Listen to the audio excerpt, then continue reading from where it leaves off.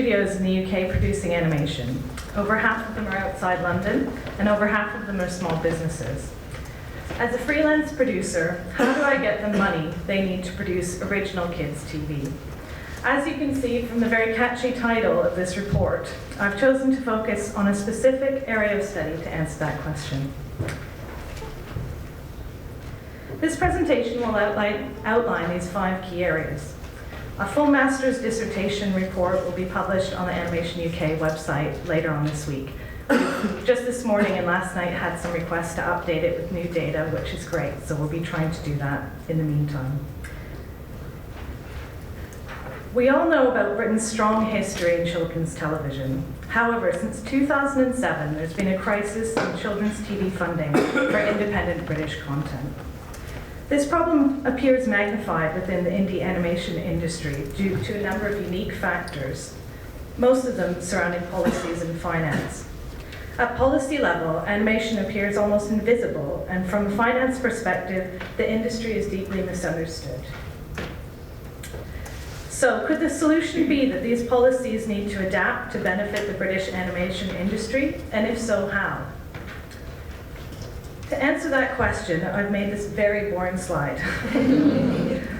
This is to show you how policies work and for me to understand how they worked in my research. I visited government websites and identified schemes within each government department in the UK and Europe. There are 4 departments, 4 organizations, 4 European departments, and a number of NGOs that I know are active in the area. So for example, we'll take one of them, the Department of Business Innovation and Skills, whose offices we are very close to right now, contained 7 initiatives. These initiatives included things like the AHRC, British Business Bank, and Innovate UK. Once I identified how they were structured, I eliminated schemes I knew related only to research and training because my focus was development funding. The ones with potential to benefit indie animation producers were looked at in detail. They had 4 programs: a fund, a survey, an accelerator, and a population estimate with potential. But when investigated, animation was invisible in terms of its representation in all of these schemes. So what is a policy? The trouble with trying to measure the effectiveness of policies is that they're delivered and distributed in many ways. I definitely wouldn't have done as much research if I knew this at the beginning. Instead, I reviewed over 100 of the following areas to distinguish if a policy had a positive impact. I measured the number of times the word animation, in quotes, appeared in key documents, and used annual accounts to identify where funding was allocated. The results were astounding. I'm sorry, they're quite small. Many don't even mention animation. Most policies intending to promote the UK's animation industry, in my view, have failed. Not one policy could be found that directly provides development funding for indie UK kids animated television. DCMS doesn't recognize animation as its own sector, as Ollie was saying, so we can't apply for inward investment. Only 3 people from animation backgrounds sit on funding boards or committees that can provide development funding. There's a conflict of interest for fund managers as we compete with other sectors. And although producers can access development funding from European media funds, we're deducted points because we're such a rich country, which I know not a lot of us feel. Our broadcasters are under-delivering on original British content, and our Film Institute doesn't support TV development. So in a nutshell, a lot more live action is being promoted and invested in than animation due to current policies in place. My review of the financial landscape provided further interesting results. Can the UK even afford to create animated features or series in the first place? We have a reputation for being small and slow-moving. We're one of the most expensive countries in the world to produce anything from. And points 4 to 8 show that there are a number of factors affecting investment which make animation appear less attractive than other mediums. We need to start re-educating investors.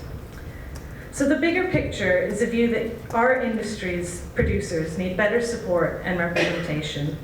We can try to identify the value of our industry, but what will we do with that information? I think that's why we're all here today.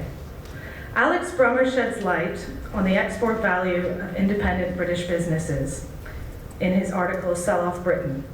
Our current non-protectionist and globally economic policies have seen the sale of the post office, train companies, and many large British brands. But in countries like China and America, they wouldn't dream of having such an export policy.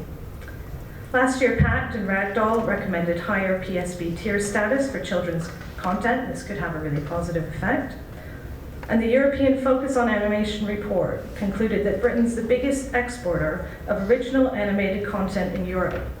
So then why is most of the content British children are watching American?